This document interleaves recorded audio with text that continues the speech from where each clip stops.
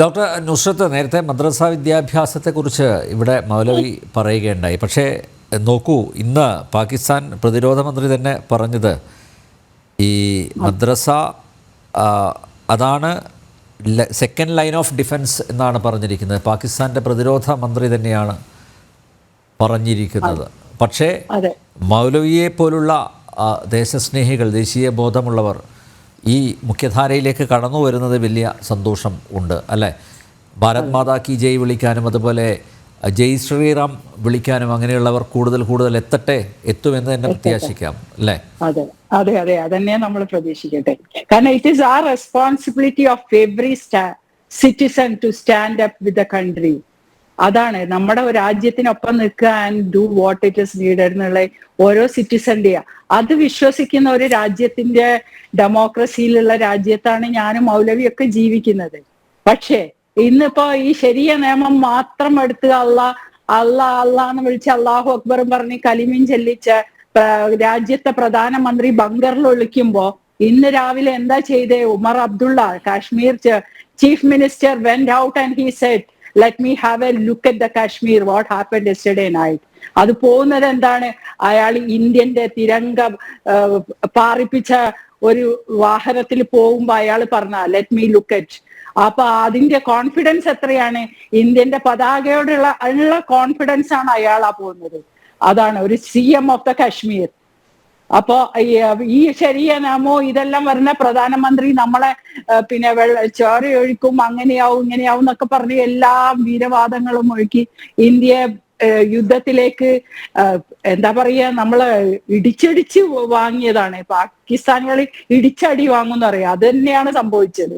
അയാൾ പോലും അതാ ചെയ്തത്. അപ്പൊ ഈ രാജ്യത്തെ പ്രധാനമന്ത്രിനെ തന്നെ നമ്മൾ സമ്മതിക്കണോ?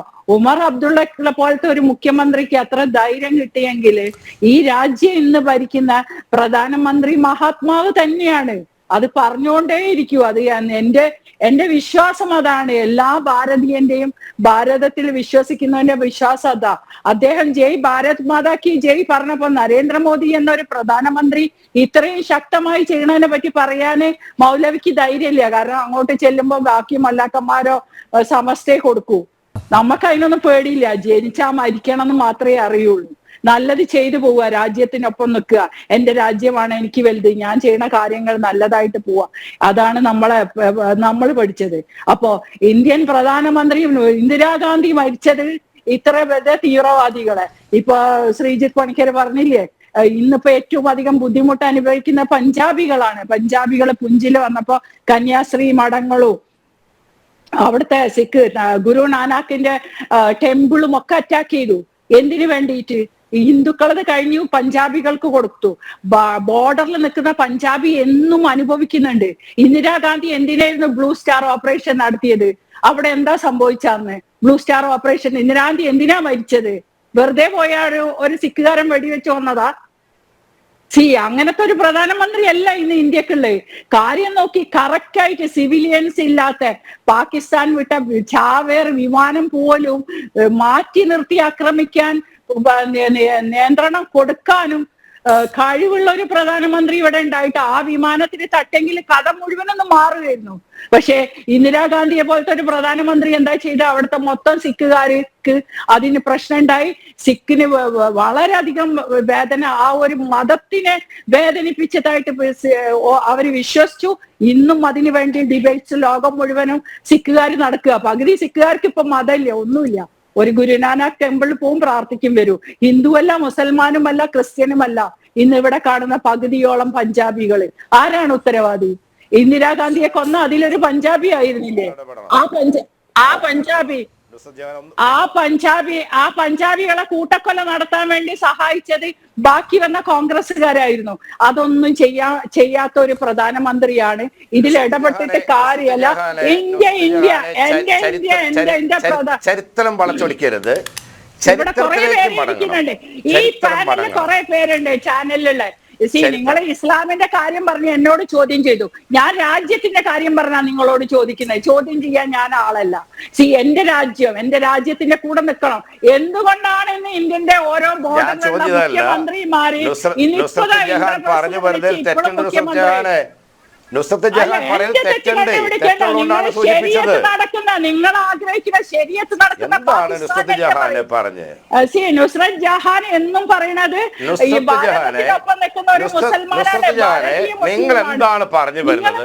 എന്നോട് അറ്റാക്ക് ചെയ്യാൻ പറഞ്ഞത്? ഞാനുള്ള ചരിത്രം പറഞ്ഞത്. നുസ്രത്ത് ജഹാനെ ഇന്ദിരാഗാന്ധി പ്രധാനമന്ത്രിയായിരിക്കുന്ന കാലഘട്ടത്തിൽ ചരിത്രമല്ലല്ലോ, എന്ത് ചരിത്രം? നിങ്ങൾ എന്ത് ചരിത്രം പറയുന്നത്? എന്താ ഇന്ദിരാഗാന്ധി മോദിന്റെ ഒരു പേര് പറഞ്ഞാൽ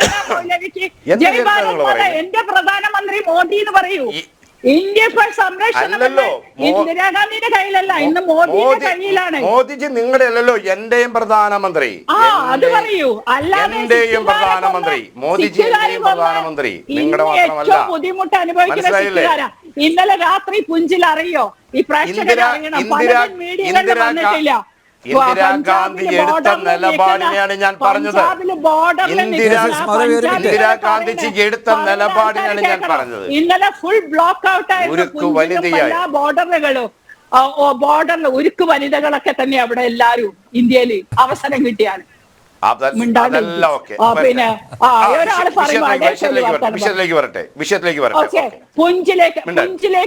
പുഞ്ചില് എന്ന് പറഞ്ഞ ബോർഡറിൽ വരുന്ന സ്ഥലങ്ങളിൽ ഇന്നലെ രാത്രി ബ്ലാക്ക് ഔട്ട് ആണ്. Full day they don't have electricity. ഒന്ന് ആലോചിച്ച് നോക്കും. യുദ്ധഭൂമിയിൽ നമ്മുടെ ഇപ്പൊ ഇവിടുന്ന് ഒരു 700-600 കിലോമീറ്റർ ഉണ്ടാവും അത് ഡൽഹിന്ന്. ഈ സ്ഥലങ്ങളില് ഇന്നലെ ബ്ലാക്ക് ഔട്ട് പറഞ്ഞപ്പോ 9 ഹോസ്പിറ്റലിന്റെ നേരെ മിസൈൽ വന്ന് പതിച്ചു, മരിച്ചിട്ടുണ്ട്. ഇതൊന്നും പത്രങ്ങളിലൊന്നും വന്നിട്ടില്ല. എന്തുകൊണ്ടാണ് ഇവിടെ ഉറങ്ങാതെ ഇവിടുത്തെ രാഷ്ട്ര നേതാക്കളെ ഇന്ന് ഇവിടെ ചർച്ച ചെയ്യണോ, എന്ത് ചെയ്യണം എന്ന് ആലോചിക്കണേ? അവര് ലക്ഷ്യം വെക്കുന്ന സിവിലിയൻസിനെ മാത്രമാണ്. ശരീഅത്തും നടപ്പാക്കുന്ന രാഷ്ട്രം. അവർ ഇസ്ലാം പറഞ്ഞിട്ട് ജിഹാദിയാവാൻ ഇന്നലെയും പറയണ കേട്ടു. അവിടുത്തെ എല്ലാ പട്ടാളക്കാരനും എല്ലാ ഭരണാധികാരികളും ടെററിസ്റ്റിന് വേണ്ടി പ്രാർത്ഥിക്കുന്ന കേട്ട ബോധം കെട്ടു. നമ്മള് ലോകം ബോധം കെട്ടോണ്ടിരിക്കുക അത് കണ്ടിട്ട്. അപ്പൊ ഈ 9 ഹോസ്പിറ്റലിനെ ആക്രമിച്ചത് പാകിസ്ഥാന്റേതായിരുന്നു. അപ്പൊ എന്നും പഞ്ചാബികൾ തന്നെയാ. പഞ്ചാബികൾ 1980കളിൽ തൊട്ടിട്ട് ബുദ്ധിമുട്ട് അനുഭവിക്കുന്നുണ്ട്. 84 അവരെ കൂട്ടക്കൊല ചെയ്തത് കോൺഗ്രസിന്റെ ഭരണാധികാരികളാ. ഇന്നും ആ കേസ് മാറിയിട്ടില്ല. മോദിന്റെ കാലും പിടിച്ച് നടക്കുക. ഓരോ വയസ്സായ ആൾക്കാർ ഇപ്പോഴും ഉണ്ട്. കൊല്ലാൻ നേതൃത്വം കൊടുത്ത പല ആൾക്കാരും, പേര് ഞാൻ പറയാൻ ഉദ്ദേശിക്കുന്നില്ല. അപ്പൊ ഇപ്പൊ മോദിന്റെ കാല് പിടിച്ച് ജയിലിൽ പോവാനാവാൻ നടക്കുക അവിടെ. ഇതൊക്കെ ഞാൻ കാണുന്നതാണ്. എന്റെ മൗലവിനോട് ഞാൻ പറയണേ, സിഖുകാരെ ഉപദ്രവിച്ചത് കോൺഗ്രസ് തന്നെയാണ്. ഖാലിസ്ഥാനികളെ ഇത്രയധികം ക്രൂരന്മാരാക്കിയത് കോൺഗ്രസ് തന്നെയാണ്. ഖാലിസ്ഥാനികളെ കൊണ്ടുവന്ന് എന്നിട്ട് ഇവിടെ ഫാർമേഴ്സ് മോദിനെ നശിപ്പിക്കാൻ വേണ്ടി പറയുമ്പോ എല്ലാം പറയണോ? നിങ്ങൾ പറയണല്ല, എന്റെ രാജ്യത്തിന് വേണ്ടിയാ ഞാൻ പറയണേ. ഇതിൽ ഇസ്ലാം കൊണ്ടുവരണ്ട. This is my country, this is India. Bharat Mata കി ജയ്. ഇവിടുത്തെ 25 പെണ്ണുങ്ങളെ സിന്ദൂരം മായിച്ചെങ്കിൽ ഈ ഭാരതത്തിന്റെ നേതാക്കന്മാർ അതിന് ഉത്തരം കൊടുത്തേ പറ്റുള്ളൂ. ഭാരതം തിരിച്ചടിക്കും. ഭാരതത്തിന് തിരിച്ചടിക്കുമ്പോ ശരീഅത്ത് പഠിപ്പിക്കാനോ, നുസ്രത്ത് ജഹാനെ ശരീഅത്ത് പഠിപ്പിക്കാനോ, ഷർഹിന്റെ നിയമങ്ങൾ പഠിപ്പിക്കാനോ അല്ല ഞാനിരിക്കുന്നത്. മനസ്സിലായില്ലേ? എനിക്കൊരു ഉപദേശമുള്ളൂ. നുസ്രത്ത് ജഹാൻ ഇസ്ലാമിനെ കുറിച്ച് പഠിക്കുക, എന്നിട്ട് പേരുകൊണ്ട് ഇസ്ലാമായിട്ട് ജീവിക്കുക. ഇസ്ലാം ആകണമെന്നില്ല, പേരുകൊണ്ട് ജീവിക്കാം. ഒരു ഉപദേശം കൂടി ഉണ്ട്. ഒരു ഉപദേശം കൂടി തരാം. കാര്യത്തിൽ ആവശ്യമാണ്. എന്താണ് നുസ്രത്ത് ഉദ്ദേശിക്കുന്നത്?